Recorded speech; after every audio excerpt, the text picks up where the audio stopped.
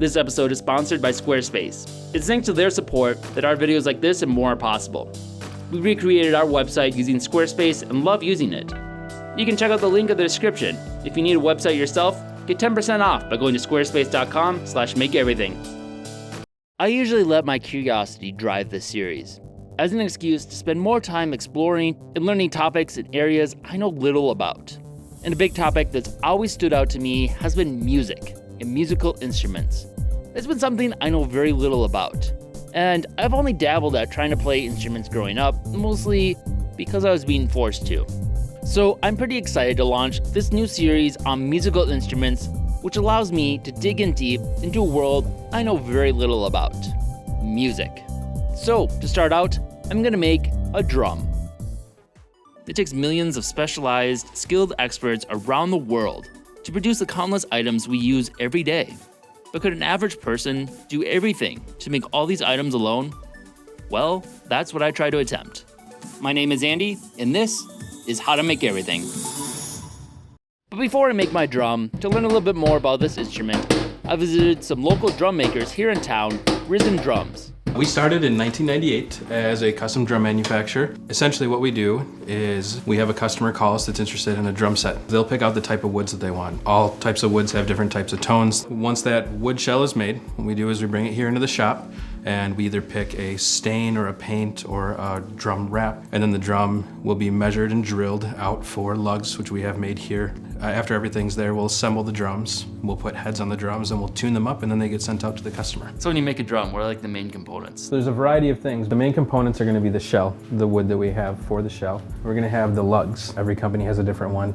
We use a lightweight aluminum lug that's made of 2 pieces. What are the main things that affect the sound of the drum? Wood type is probably the thing that affects drums most. The thickness of the shell. Next would probably be the bearing edge. The more wood that comes in contact with the actual head determines how loud the drum is, how much tone it has. How much effect does a drum head have on it? A ton of effect. There are hundreds of different types of drum heads. What kind of materials are used for that? Back in the early times for drums, authentic calfskin was used. Lots of companies right now are making replications of that from synthetic material to kind of give that authentic tone to a vintage drum. Calfskin is still used in certain drums. It's considerably more expensive. It's a very difficult process, and those are still all handmade. So when I make my own drum, what would be your recommendations and what material do you think would have the best results? Probably a stave or like a steam bent. What is a stave drum? It's many different pieces of separate wood that are tongue and groove cut and glued together. Okay. If you use math, I think you could figure it out. So what's the importance of the bearing edge? It's gonna be the most important point where the drum comes in contact with the head.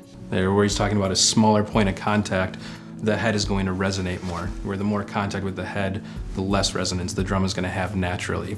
So is wood kind of the standard then? Maple would be your most standard for a drum. Going back to the 40s and 50s, I would say mahogany, maple, and birch are probably your 3 most popular woods for drums. Any wood will work. There are just sort of a few species that get used the most. So I have pig leather left over. Is that something that would work for a drum head? Leather is leather. I mean, you don't want to get the H1N virus, so I'd probably stay away from swine.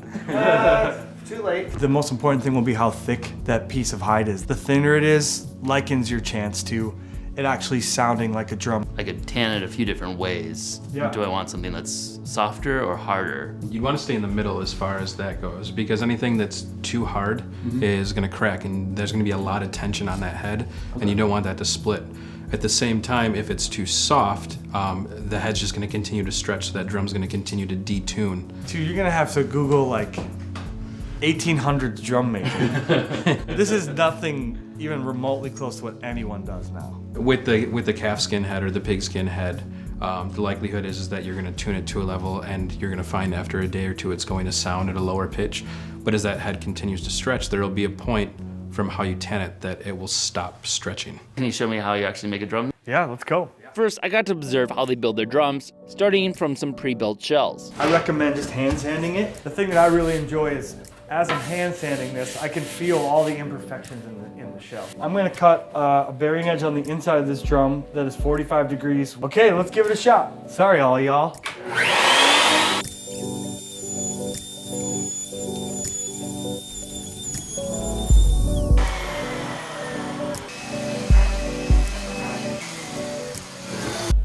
Okay, there we have it.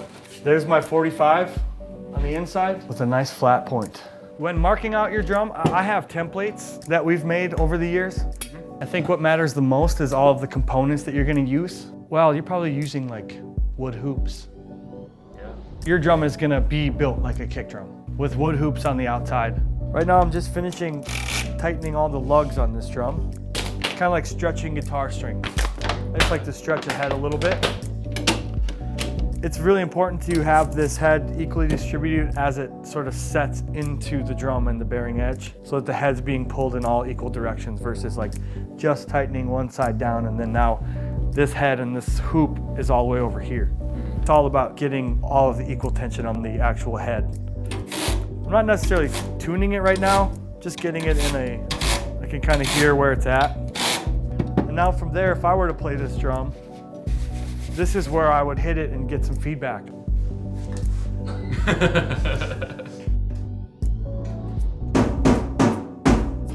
That's kind of it. Yeah. It's pretty cool. Thanks for showing me the whole process. Yeah. Gives me a few ideas of what I'll need to do when I attempt to make mine. Best of luck. Thanks. Thanks to Risen Drums, I now have a decent idea of how to build my drum, conveniently using a few different resources I've already collected. A maple tree, a pig's hide, and a variety of twine I've spun from a few different fibers. The pig's hide is actually the second one I collected when I used the first to make a very fuzzy football. The maple is from a tree I felled before to attempt to make paper from it. This was actually from the same area I also collected maple syrup, and my sister-in-law's family gave me permission to cut a tree on similar land. They weren't the most pleased when they saw I had inadvertently chosen one of their maples to cut down. First up, I need to remove the hair from the pig hide. Previously, I've used deer hide to make leather and parchment. And when I soaked those for a couple days, the hair would just fall out. The pig hair was more difficult and refused to fall out so easily. So on to plan B, fire.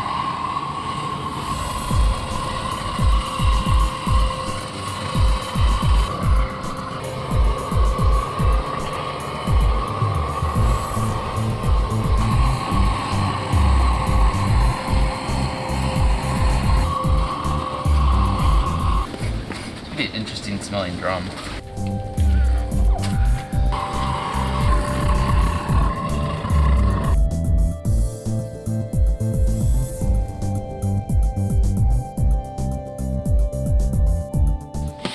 So you think the drums are gonna have nipples? Then I would need to scrape away any excess fat from the skin. Leave it out, let the neighborhood dogs chew away all the fat. And here's why I learned pigskin is so rarely used. So much fat. So much worse than the deer hide skin in my apartment.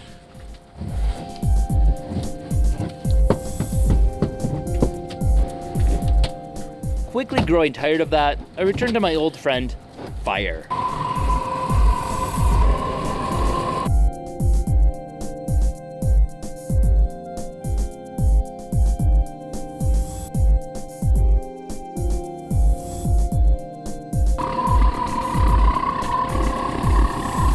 Smells almost good.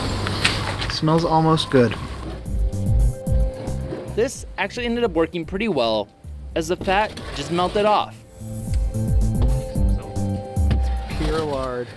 I later utilized some of this pig's fat in the soap and candles episodes. Now I just need to let that hide dry out and form a nice stiff rawhide for my drum head. Meanwhile, I need to make the shell for the drum using my maple wood. And for that, I turned to Reed Wilkerson, who I had previously teamed up for a similarly state-of-design telescope last year. Reed is both an amazing woodworker, seriously, check out some of his work, but is also a musician, so he proved to be a very valuable and knowledgeable asset to use. Maple is a great tone wood. They use it to make a lot of instruments. It'll be pretty.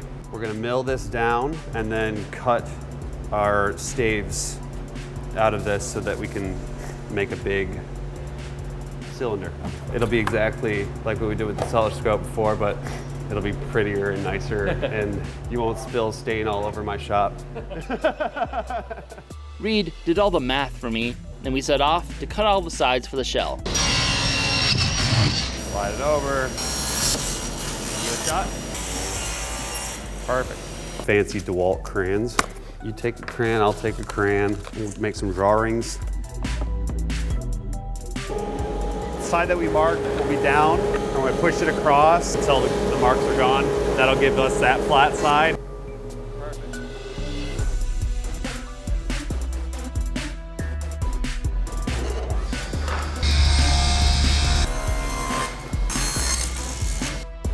So that gets that perfect bevel.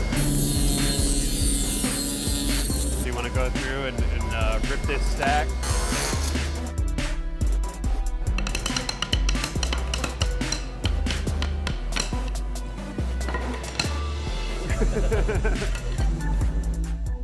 Arrange them to our aesthetic needs and then loom up. And make sure that the edges meet up. If I start hogging it, just yell at me. Reed, this is my show.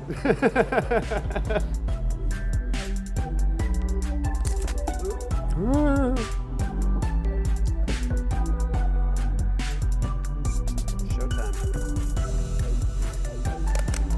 Cool.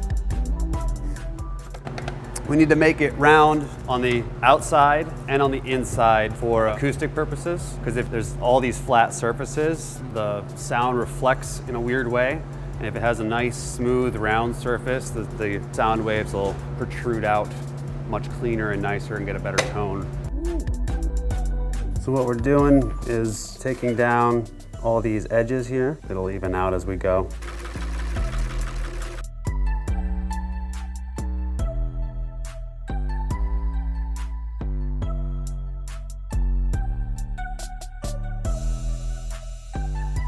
Wanna give it a shot?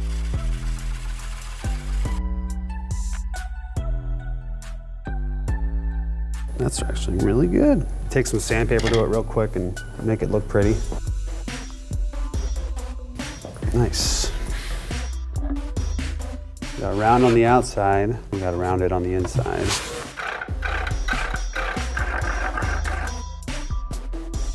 So now that we got the inside rounded, we'll take it back to the bandsaw and cut it to our final length. One ring to rule them all. And then we will glue some sandpaper down on a board, and you just literally move it around until it's sanded and flat.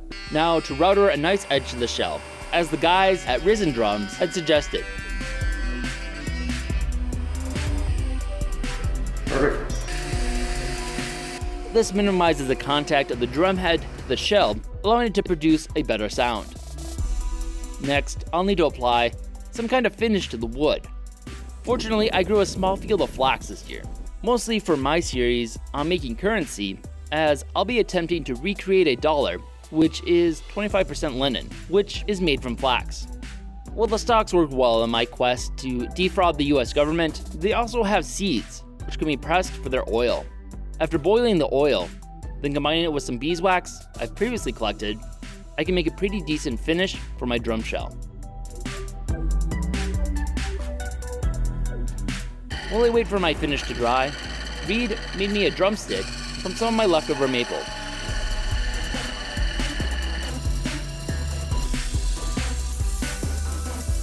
Give me a stick. Now to rig the drum head. But first my hide had gotten pretty wrinkled while drying, so I wetted it again and stretched it flat once more.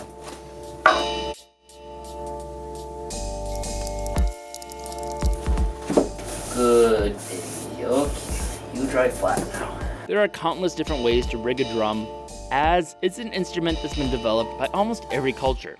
I ended up doing a kind of Frankenstein combination of a few different methods that is almost certain to offend a few people familiar with the proper techniques. Can't wait for the comments.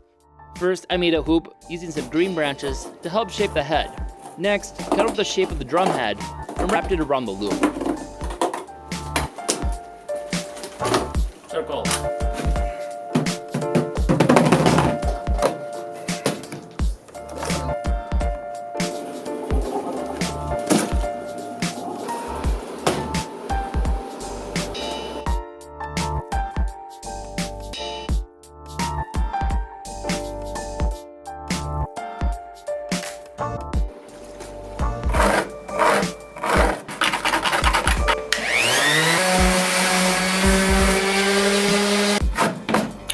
Looks to work pretty good.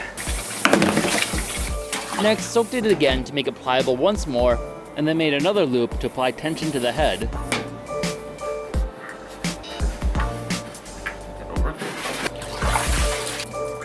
So smooth. Boom. And then made a third hoop for the bottom. Then I ran a string between the two hoops to apply tension to the drum head.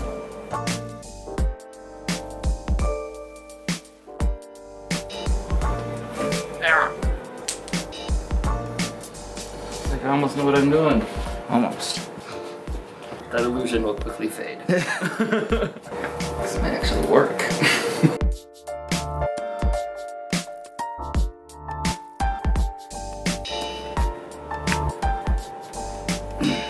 So I got it all rigged up now, and just gotta let it dry, hopefully shrink a little bit, get a bit more tension, and hopefully it won't all fall apart. Check on it tomorrow. Give me a beat. Where did I put the drumstick? Drum roll, please.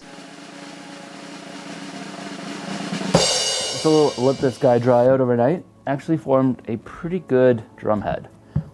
It's got a fair amount of tension on it, and makes a nice sound. So it works, it's a drum. I was a little worried at the end. My hoops and rigging were a little questionable. They started to break. I kind of reinforced it with an extra rope. Surprisingly, it actually held together, kept the whole thing tight. I probably need to re-rig this and make some tweaks to it. I might switch to metal, like a copper ring or something, now that I actually have a metal. This is the first step in both a series on making musical instruments, and hope to make a whole bunch more, but I also want to make a rest of a drum kit. I also got the drumstick Reed made for me. We only had time to make one. I marched to the beat of my own drum. I have no rhythm, so it's not a very good beat.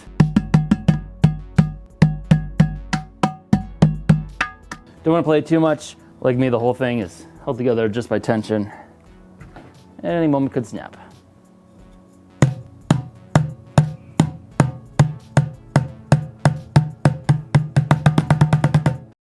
Thanks again to Squarespace for making this episode possible.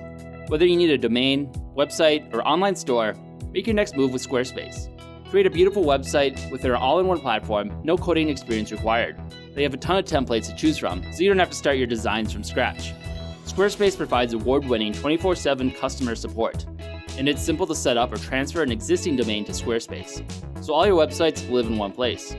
We've been using Squarespace for a while now and really love how easy it is to use and how great our content looks on their platform.